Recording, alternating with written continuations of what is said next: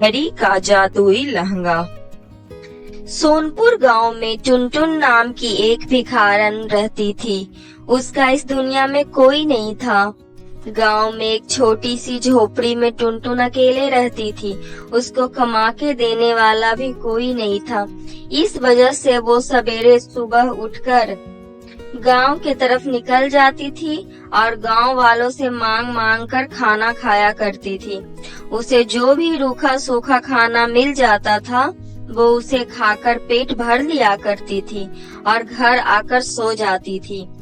कभी कभी तो उसे शाम को भूखे पेट ही सोना पड़ता था, जिसके कारण वो दिन प्रतिदिन कमजोर और लाचार होती जाया करती थी। इसी तरह उसकी जिंदगी गुजर रही थी। एक बार गांव में बारिश नहीं हुई, जिसके कारण फसल अच्छी नहीं हुई और टुनटुन भिखारन को खाने के लिए कुछ नहीं मिलने लगा। बेटी, कुछ खाने को दे दो, बहुत दिनों से कुछ नहीं खाया है मैंने। दूर हट भिखारन, तुझे दिख नहीं रहा गांव में अकाल पड़ा है, खुद के खाने के लिए कुछ भी नहीं है, तुझे कहां से दूं? कुछ दिन तो टुनटुन भिखारन ने भूख बर्दाश्त की, लेकिन जब भूख उसके बर्दाश्त से बाहर हो गया तो वो गांव के बाहर निकल पड़ी, लेकिन उसे कुछ भी खाने को नहीं मिला। वो जंगल में सुनसान रास्तों पर चलती गई। चलते चलते वो थक गई। एक जगह बैठ जाती है और सोचने लगती है, हे भगवान, मैंने पूरी जिंदगी किसी का कुछ नहीं बुरा चाहा। जैसा रूखा सूखा दिया मैंने हंसते हुए खाया। कभी कोई बुरा काम भी नहीं किया। लगता है अब मेरा समय आ गया है, मैं भूख से मर जाऊंगी। तभी उसके सामने एक चिड़िया आकर गिरती है। लगता है इस चिड़िया को प्यास लगी है, तभी यह बेहोश हो गई। मैं तो वैसे भी भूख से मरने वाली हूँ। कम से कम अपनी पानी से इस चिड़िया को पिला देती हूँ, कम से कम इसकी जान तो बच जाएगी। तभी वो भिखारन अपनी पानी उस चिड़िया को पिला देती है। उसी क्षण वो चिड़िया परी बन जाती है। मैं परियों की रानी हूँ और मैं तुमसे बहुत प्रसन्न हुई। तुम बहुत अच्छी इंसान हो। तुमने बिना कुछ सोचे मेरी प्यास बुझाई है। तुम एक दयावान दयालु भिखारन हो। बताओ, मैं तुम्हें क्या दूं? तुम अपने लिए कुछ भी मांग सकती हो। तुम जो भी मांगोगी मैं तुम्हारी उस इच्छा को अभी पूरा कर दूंगी। बताओ तुम्हें क्या चाहिए? परी, मुझे कुछ नहीं चाहिए, बस थोड़े से भोजन चाहिए थे। लेकिन यदि मैं भोजन मांगूंगी तो इससे सिर्फ मेरी भूख मिटेगी, लेकिन मुझे गांव वालों के लिए कुछ न कुछ तो करना पड़ेगा। परी, यदि आप मुझे कुछ देना चाहती हो तो इस गांव को फिर से हरा भरा कर दो। खेतों में फसल आ जाएंगे और गांव वाले भरपेट भोजन कर सकेंगे। गांव वाले बेचारे बहुत भूखे हैं। तुम कितनी अच्छी हो। तुम्हें खुद से ज्यादा दूसरों का ख्याल है। मैंने तुम्हें अपने लिए कोई चीज मांगने को कहा था। यह लो, तुम इस लहंगे को रखो। यह जादुई लहंगा है। इसको पहनने के बाद तुम इस दुनिया की सबसे खूबसूरत लड़की बन जाओगी। इतना कहकर वो परी वहाँ से चली जाती है। हे भगवान, ये परी मुझे क्या देकर चली गई? अब मैं इस लहंगे का क्या करूंगी? मैंने तो गांव वालों के लिए खाना मांगा था और मुझे ये ड्रेस दे दिया। इस उम्र में मैं इस ड्रेस को पहनकर क्या करूंगी?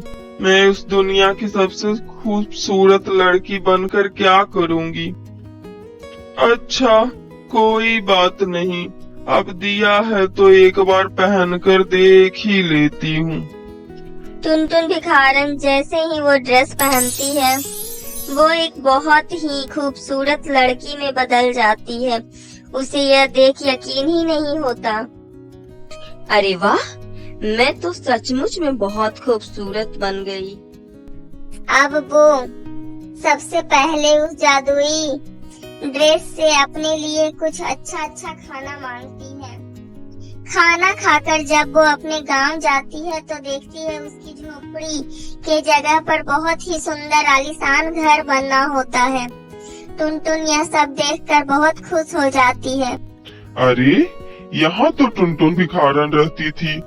लगता है उसने यह जगह किसी शहजादी को बेच दी है। वो शहजादी बहुत ही खूबसूरत है। टुनटुन काफी खूबसूरत हो जाती है। उसकी खूबसूरती के चर्चे काफी दूर दूर तक फैले जाते हैं। हर लड़का अब उससे शादी करना चाहता था। उसके घर के बाहर लड़कों की कतार लग जाती है।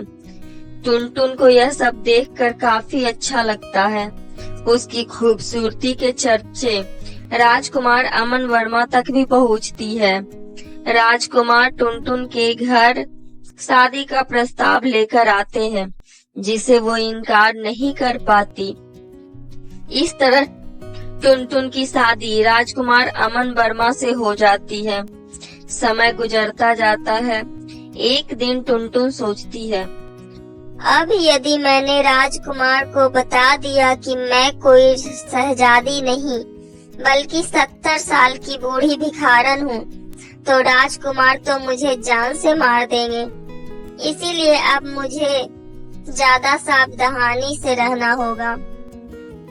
टुनटुन सिर्फ नहाते वक्त ही वो ड्रेस उतारती थी। टुनटुन ने अपनी दासियों से कहा, जब मैं नहा रही होंगी तो उस वक्त मेरे कमरे में कोई भी प्रवेश नहीं करे। इस बात का ध्यान रखना। ऐसा नहीं हुआ तो फिर तुम्हें कड़ी से कड़ी सजा मिलेगी। एक दिन टुनटुन नहा रही थी। तभी राजकुमार अमन वर्मा को टुनटुन से कुछ बात करनी होती है। वे उसके कमरे में जाने लगते हैं। दासी कहती है, राजकुमार आप अंदर नहीं जा सकते हैं। अंदर राजकुमारी नहा रही है। राजकुमारी ने किसी को भी अंदर आने से मना किया है। मैं उसका पति हूँ और तुम मुझे ही रोक रही हो। हटो सामने से, मुझे अंदर जाने दो। आखिर राजकुमार टुनटुन के कमरे में प्रवेश कर जाते हैं। टुनटुन की ड्रेस भी बिस्तर पर पड़ी होती है।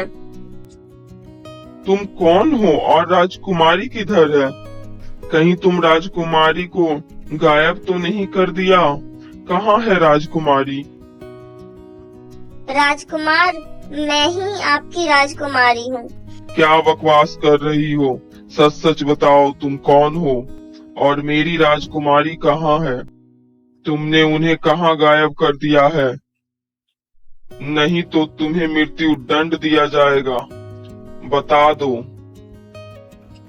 मैं बता तो रही हूँ कि मैं ही आपकी राजकुमारी हूँ।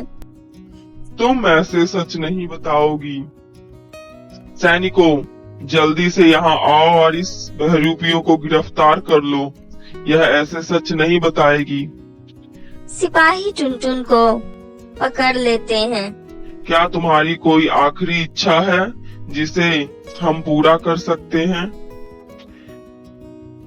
हाँ महाराज, मुझे सिर्फ 2 मिनट के लिए राजकुमारी के कमरे में जाने की इजाजत दी जाए। मैं 2 मिनट वहाँ अकेले रहना चाहती हूँ। तभी सिपाही टुनटुन को उसके कमरे तक ले जाते हैं। टुनटुन कमरे के अंदर जाती है और वह जल्दी से उस ड्रेस को पहन लेती है और दोबारा खूबसूरत लड़की बन जाती है। सिपाही उसको फिर से राजकुमार के पास ले जाते हैं। यह तो तुम लोग शहजादी को ले आए, वो बुढ़िया कहाँ है? फिर टुनटुन शहजादे को सारा सच बता देती है। राजा यह सब सुनकर दंग रह जाता है। तुमने सच बोला, इसीलिए तुम्हें कोई सजा नहीं दूंगा, लेकिन अब तुम्हें यहाँ से जाना होगा। यह हवेली तुम्हारे लिए नहीं है। तुम यहाँ से वापस अपने गांव चले जाओ। इसके बाद टुनटुन अपने गांव में वापस चली जाती है और वो पहले जैसा जीवन व्यतीत करने लगती है। तो दोस्तों, हमारी कहानी कैसी लगी कमेंट करके जरूर बताएं और हमारी कहानी को लाइक, शेयर और सब्सक्राइब कर दें। Thank you, bye bye.